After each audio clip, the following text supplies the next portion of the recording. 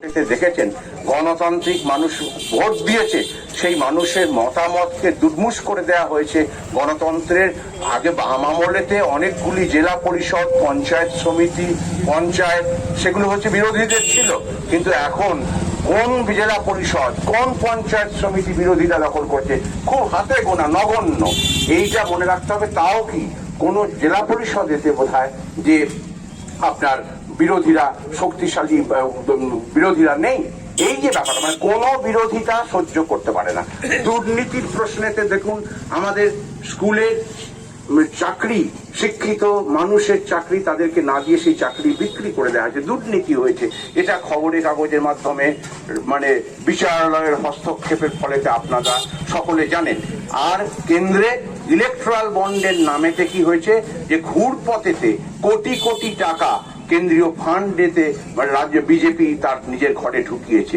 তাহলে দুর্নীতির প্রশ্নে এই দুটি দলের মধ্যে কোনো তফাৎ নেই, গণতন্ত্রের প্রশ্নে এই দুটি দলের মধ্যে কোনো তফাৎ নেই। বেকার সমস্যা সমাধান করতে কেন্দ্রীয় সরকারও চান না। রাজ্য সরকার যদি সদিচ্ছা থাকতো তাহলে নিয়োগ, যে লক্ষ লক্ষ পদ রাজ্য সরকারেতে ফাঁকা রয়েছে সেগুলোতে নিয়োগ হতো, সেটা রাজ্য সরকার চায় না।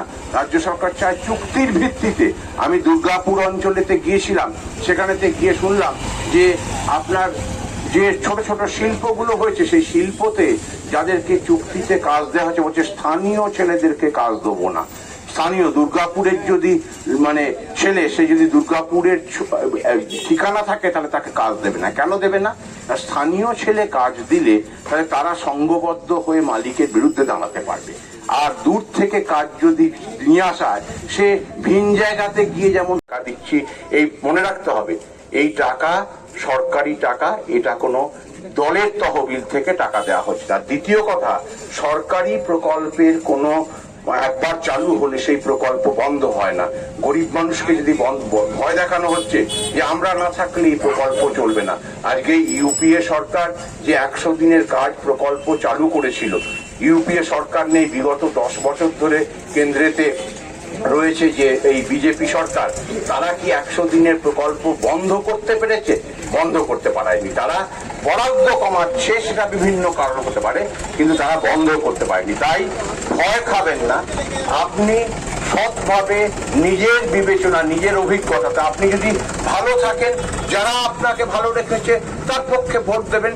আর যদি আপনার মধ্যে যন্ত্রণা থাকে, ব্যথা থাকে, আপনার মধ্যে কষ্ট থাকে, তাহলে যারা সেই কষ্ট লাঘব করবার জন্য আপনাদের পাশে এসছে, যারা সুখ দুঃখে আপনার পাশে রয়েছে, কোভিডের সময় যে রেড ভলান্টিয়াররা নিজের আত্মীয় মৃতদেহকে ছোঁয়নি, রেড ভলান্টিয়াররা আপনার পাশে দাঁড়িয়ে আপনাকে মানে পাশে দাঁড়িয়েছে, সেই শক্তিকে বিজয়ী করে আমরা কেন্দ্রেতে আবার এমন সরকার গড়তে পারি যে সরকার জনমুখী আইন তৈরি করতে পারবে এবং যে সরকার যে রাষ্ট্র শক্তিকে ব্যবহার করতে পারবে জনগণের যে কষ্ট লাঘব করার জন্য। এই বলে আপনাদের সকলকে সংগ্রামী অভিনন্দন জানিয়ে আমার কথা শেষ করলাম।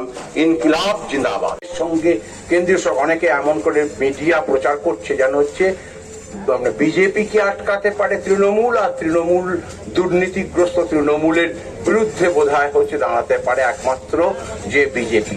এই একটা মানে প্রচার চলছে। কিন্তু আপনারা ভেবে দেখবেন, ভোট দেওয়ার আগে নিজের বিবেচনাতে আমরা বলবো মানুষ সব বোঝেন, মানুষ নিজের অভিজ্ঞতাতে সমস্ত কিছু পরিস্থিতি বিচার করেন। আমরা বলবো কারুর প্রচারেতে বিভ্রান্ত না হয়ে নিজের অভিজ্ঞতাতে আপনারা বিচার করবেন। আপনি কি ভালো আছেন? আপনার ঘরেতে যে বিএ এমএ পাশ করা ছেলেটি বা মেয়েটি, সে কি কাজে যাচ্ছে? সে কি কাজ পাচ্ছে, কাজ পেয়েছে? তার কি সম্মান রক্ষিত হচ্ছে? এইগুলো মনে রাখবেন। একটা প্রচার চলছে যে বোধহয় হচ্ছে এরা দুটো আলাদা। আপনারা মনে রাখবেন, এরা কিন্তু দুটো শক্তি আলাদা নয়। গণতান্ত্রিক প্রশ্নেতে, গণতন্ত্রের প্রশ্নেতে কি হয়েছে, কেন্দ্রীয়